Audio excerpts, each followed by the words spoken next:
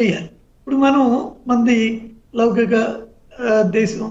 మనం కూడా మరి సందర్భాలను బట్టి చర్చిలు కానీ మాస్కులు కానీ వెళ్తాం. వెళ్ళి అక్కడ కూడా మనం అదేంటి వాళ్ళవి చేస్తాం. తప్పకుండా రంజాన్కి వాళ్ళ వాళ్ళకి హోస్ట్ చేస్తాం. లేకపోతే ఎవరైనా చేస్తుంటే అక్కడికి వెళ్తాం. ఇవన్నీ అందరూ కలిసి ఉండాలి, బాగుండాలనే కదా కోరుకునేది. రైట్.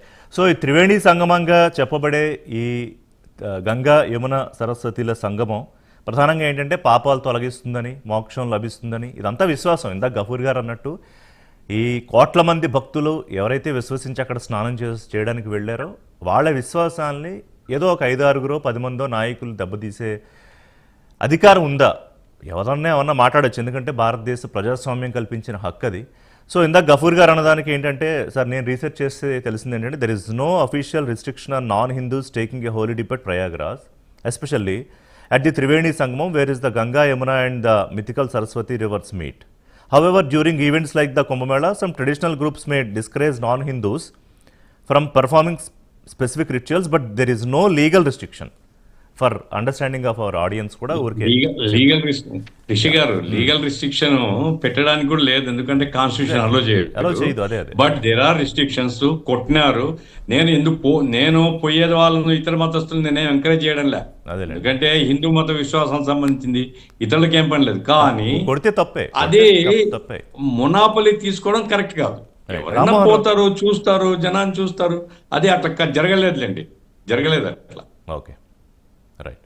అదే నేను ఇందాక ఓపెనింగ్ రిమార్క్స్లో ఏమన్నానంటే, చూడడానికి కూడా వెళ్ళొచ్చు, స్నానమే చేయక్క. అసలు ఇంత పెద్ద ఈవెంట్ని చూడడానికి అసలు ఏంటనే క్యూరియాసిటీ కూడా కొంతమంది వెళ్తారు, రీసెర్చ్ కోసం కూడా వెళ్తారు. The need not to be necessarily belongs to Hindu community. Rammohan Rao గారు కరెక్టేనా? అండ్ రామ్మోహన్ రావు గారు, ఈ కామెంట్స్ అంటే మృత్యు కుంభని అండము, పనికి మాలిందని అండము, అంటే వాళ్ళ స్థాయికి ఇన్నేళ్ల నుంచి రాజకీయ పార్టీలు నడుపుతూ హిందువుల ఓట్లు కూడా కావాలి, ఆ ఓట్ల మీదే పార్టీలు నడుస్తున్నాయి, మరి ఇలాంటి కామెంట్స్ చేయడం ఎంతవరకు సమంజసం రామ్మోహన్ రావు గారు? రిషి గారు, మీకు అట్లా రఘునందరావు గారికి, అట్లాగే మనకు కాంగ్రెస్ మిత్రులకి, అట్లా గఫార్ గారికి అందరికి నమస్కారం. మన ప్రైమ్ నైన్ ప్రేక్షకులకు కూడా. వ్యక్తిగతంగా నేను హేతువాది నాస్తికుడు కాదు. నాస్తికత్వం వేరు, హేతువాదం వేరు. స్విచ్ చేస్తే లైట్ వెలుగుతుంది, వెలగకపోతే కరెంట్ ఉందా లేదా, లేకపోతే మన స్పేన్లో పోయిందా, కరెంటు అసలే లేదా, మనం పరిశోధిస్తాం, అంతే కదా.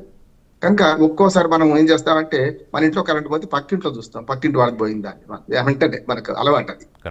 నేను ఏమంటా అంటే, ఈ విషయంలో స్పష్టంగా చెప్తున్నాను, ఇది అద్భుతంగా నిర్వహించారు, ప్రభుత్వాన్ని అభినందిస్తున్నాను. అపశృతులు ఉంటాయి, ఇంత పెద్ద సంఖ్యలో ప్రజలు వచ్చినప్పుడు తొక్కిసలాట జరుగుతుంది. ఒకసారి చూడండి, మీరు ఎప్పుడో 100 సంవత్సరాలు 800 మంది చనిపోయింది సార్, అప్పుడు 800 మంది ఇద్దరు కూడా. కనుక మెల్లమెల్లగా ఇవాళ ఆధునిక టెక్నాలజీ వచ్చింది, శాస్త్ర విజ్ఞానం పెరిగింది, మనుషులు కంట్రోల్ చేసే కాదు. అయినా సరే ప్రజలు ఏమంటారంటే, జనమల్లో జాతరమ్మల్లో అంటారు రిషి గారు. అందుకని ఏమంటున్నారంటే, జనమల్లో జాతరమ్మల్లో, జనం అంటే జాతర అప్పుడు పోతా తప్పదు. నేను పోలే, నాకు విశ్వాసం ఉంది కాదు, లేకపోవద్దు కాదు, పోలేదు నేను. కానీ ఇంతమందిలో పోయిందాక మంచిగా పోయి, నేను పెద్దలో సాయం చేసిన, ఫ్రెష్ నీళ్ళు ఉన్నప్పుడు తక్కువ మంది ఉన్నప్పుడు చేసి వస్తే మంచిదే అనుకున్నాను. నేను ఇప్పుడు చేసినా అప్పుడు చేసినా ఒకటి అనుకుంటున్నాను, ఎప్పుడు చేసినా మంచి రోజే అనుకుంటున్నాను. అట్లా నేను మత విశ్వాసాలను కించపరచను. అది హేతువాదిగా మత విశ్వాసాలను కించపరిచే అధికారం ఎవరికీ లేదనుకున్నాను. నెంబర్ 1. గఫూర్ గారు చెప్పింది కరెక్ట్ కాదు. నేను కూడా మీరు చేసేస్తుంది, నేను కూడా చెక్ చేశాను. ఎక్కడెక్కడ ముఠాన్ని వ్యతిరేక ఎవరు రావద్దని. ఉదాహరణ చెప్తాను నేను. క్రిస్టియన్స్ వచ్చారు చాలా మంది, విదేశాల్లో హిందూ మతస్థులు, వాళ్ళు ఏమన్నా బయట నుంచి ఎన్ఆర్ఐలు కాకుండా రిషి గారు వేరే మతస్థులు కూడా వచ్చారు కదా, క్రిస్టియన్స్ వచ్చారు చాలా మంది. మరి వాళ్ళని ఎవరు అనలే కదా, వాళ్ళు ఈజీ గుర్తుపట్టవచ్చు వాళ్ళని. అయితే ఇంకా ఇప్పుడు ముస్లింలను హిందువులను గుర్తుపట్టడం కష్టం. ఒకసారి నేను బొట్టు పెట్టాను అనుకోండి, నన్ను హిందువా ముస్లిం ఏమనుకుంటారు, పేరుని బట్టి చెప్తాను. ఇది అంతే. నేను అక్కడ డిస్ట్రిక్షన్ పెట్టలేదు, అద్భుతంగా నిర్వహించారు. కానీ మాట జారితే వెనక్కి తీసుకోలేము, కారు జారితే వెనక్కి తీసుకోవచ్చు. కానీ ఈ ప్రతిపక్ష నాయకులు మాట్లాడిన విషయంలో హిందూ మత విశ్వాసాలను భంగపరిచిన అంటున్నారు. తప్పు, అది కరెక్ట్ కాదు. ఎందుకంటే వాళ్ళు పోలేదు, ఊరుకోండి, నష్టం ఉంది. ఎదుటివాడి విశ్వాసాలు ఎందుకు భంగపరచాలని. ఇంకొక వాదన కూడా నేను బీజేపీ లేకపోతే హిందూ సంఘాలు కానీ లేకపోతే హిందువులు, నేను వాళ్ళ మనోభావంతో ఏకీపిస్తున్నా. ఎందుకంటే వాళ్ళు అన్నది కరెక్ట్. ఇప్పుడు ఇతర మతస్థుల గురించి ఒక్క మాట మాట్లాడగలుగుతారా వీళ్ళు? కొన్ని మతాలకు కొన్ని రిస్ట్రిక్షన్స్ ఉన్నాయి. నేను నాందేడ్లో LLB చదివాను. అక్కడ దర్గాలకు వెళ్ళేవాడిని. దర్గాలకు వెళ్తే నాకు భక్తి విశ్వాసం నాకు ప్రకృతి. తిరుపతికి వెళ్తే ఆ 7 కొండలు చూస్తే నాకు మొత్తం అంతా ప్రకృతి కనపడుతుంది, దేవుడు కనపడుతుంది. ప్రకృతిని మనిషి ఉన్నాడు, ప్రకృతిని మనిషి ఉన్నాడు. కనుక నేను ఖర్చు కనీసం తల మీద ఒకటి ఆచ్ఛాదన ఉండాలి, క్రిస్టియానిటీ ఒకటి పోతే కదా. ఇప్పుడు చర్చికి పోతాం, చెప్పుడు విడిచిపోతాం లోపలికి. అంటే మనం ఈ మత విశ్వాసాలను గౌరవిద్దాం అనేది నాకు లేదు కనుక నీకు లేదు అని అనడానికి వీల్లేదు కదా. కానీ ఇతర మతస్థుల పట్ల మాట్లాడడానికి ఎట్లా హక్కు లేదో మనం ఈ మతం కూడా మాట్లాడడానికి హక్కు లేదు. దీని ఇంకొక మాట చెప్తా, సామెతలు వాడేటప్పుడు కానీ ఇటువంటి భక్తి విశ్వాసాల సందర్భంలో మాట్లాడేటప్పుడు నోరు అదుపులో పెట్టుకోవాలి. చాలా మంది అలవొక్క సామెతలు వాడుకుంటారు. మన గ్రంథాలు చూస్తే సామెతలు వికలాంగులను గాని, స్త్రీలను గాని, నిమ్న వర్గాలను గాని, ఏదైనా కులాన్ని గాని, మతాన్ని గాని నిందించే సామెతలు వాడవద్దు. మనం ఇప్పుడు చాలా వరకు చేస్తున్నాం కదా రిషి గారు. ఇక్కడికి వస్తాను నేను.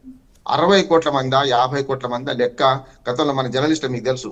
పైనుంచి ఫోటో తీస్తే ఓ రకంగా ఉంటది, పక్క నుంచి తీస్తే ఓ రకంగా ఉంటది, ఖాళీ కనపడుతుంటది. ఇదంతా రాజకీయ పార్టీల సభలకు మనం జిమ్మికి చూసాం. కానీ రాజకీయం ఇప్పుడు మతాన్ని సామాజికం చేయడం నష్టం లేదు, కానీ రాజకీయం చేయొద్దు. మతాన్ని రాజకీయం చేసి ఇటుపక్క చేసి అటుపక్క చేసే కాదంటలేదు.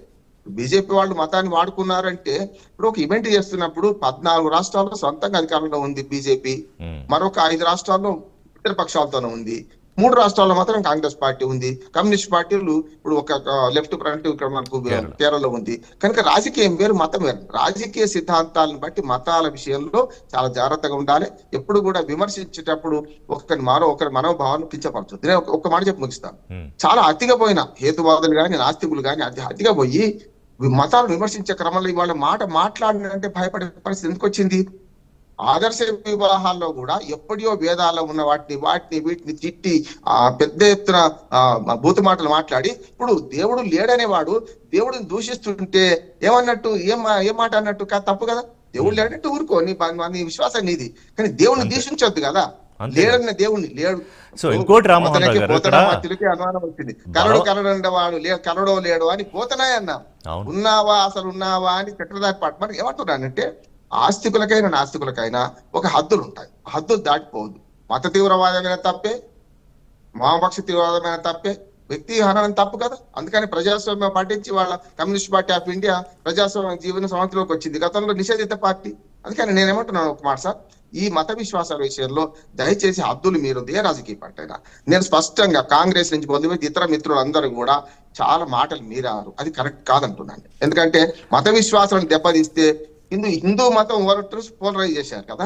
పోలరైజ్ అయిన ఓటర్లను మనం కూడా దాన్నే తీసుకుందాం అనుకొని రాహుల్ గాంధీ గారి జంధ్యా వేసుకొని పైన మనకు కనపడుతున్నది, వేషధారణ కనపడుతుంది కదా. ఆయన కులం గురించి మతం గురించి మాట్లాడడం ఎంత తప్పో, ఆయన పుట్టుక గురించి ఎందుకు మాట్లాడడం తప్పో, హిందూ మతం గురించి మాట్లాడడం కూడా అంతే తప్పు అంటున్నాను కదా.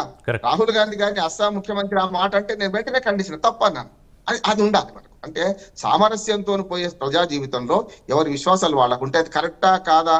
ఇప్పుడు బైబిల్ కరెక్టా, భగవద్గీత కరెక్టా, ఖురాన్ కరెక్టా అంటే మనం మనుషులు ఉన్నాం, ఆదిమ సమాజం ఉంది, ఆదిమ సమాజం నుంచి ప్రకృతి ఆరాధకుల నుంచి మనం విగ్రహ ఆరాధనకు వచ్చినాం. నేను విగ్రహ ఆరాధన చేయలేదు అనుకోండి, ఆర్య సమాజం ఒక మాట, ఆర్య సమాజం ఉన్న సార్ విగ్రహారాధన చేయరు వాళ్ళు, కానీ యజ్ఞ ఆరాధన నమ్ముతాం కదా.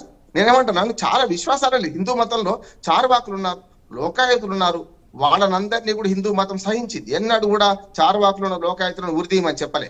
వాళ్ళందరూ అది కూడా ఒక విశ్వాసంగా. ఎగ్జాక్ట్లీ, అంటే ద హోల్ పాయింట్ ఇక్కడ ఏంటంటే లైస్ ఇన్ విశ్వాసం. రామ్మోహన్ రావు గారు మీరు చెప్పినట్టు ఆ విశ్వాసాన్ని కించపరిచి లేదా తక్కువ చేసి మాట్లాడే హక్కు ఎవరికీ లేదు. ఇప్పుడు ఇక్కడ ఎవరు బలవంతంగా తీసుకెళ్ళి కిరణ్ కుమార్ గారు బలవంతంగా తీసుకెళ్ళి ఎవరు ముంచట్లా. ఇప్పుడు మన దేశంలో నిర్బంధ ఓటు హక్కు పెట్టాలి అని చెప్పి కూడా ఎప్పటి నుంచి చర్చ జరుగుతుంది. అదే మన దగ్గర లేదు. కొన్ని చోట్ల కొన్ని దేశాల్లో ఓటు హక్కు లేకపోతే రామ్మోహన్ రావు గారు తెలుసు, వాళ్ళకు వచ్చే కొన్ని గవర్నమెంట్ నుంచి వచ్చే కొన్ని స్కీమ్సో లేకపోతే బెనిఫిట్సో రావు. సరే, మన దగ్గర అలాంటివి ఏమీ లేవు. అయినా కూడా 96 కోట్ల మంది దాదాపు గత సార్వత్రిక ఎన్నికల్లో ఓటింగ్లో పాల్గొన్నారు. 140 కోట్ల మంది ఉన్న భారతదేశం అంటే ఇలాంటి దేశం కానీ, ఇన్ని భిన్నమైన సంస్కృతులు కానీ, విభిన్నమైన ఆచార వ్యవహారాలు ఉన్న దేశం మరొకటి లేదు. సో కిరణ్ కుమార్ గారు, ఖర్గే గారు ఇప్పుడు మోడీ అమిత్ షాల మీద కోపం ఉండొచ్చు, రాజకీయంగా టేక్ ఆన్ అంటే తీసుకోలేకపోతున్నాము అనే ఒక ఇది ఉండొచ్చు. కానీ ఈ రకమైన కామెంట్స్ అంటే 100 జన్మలెత్తినా వాళ్ళు స్వర్గానికి పోలేరు,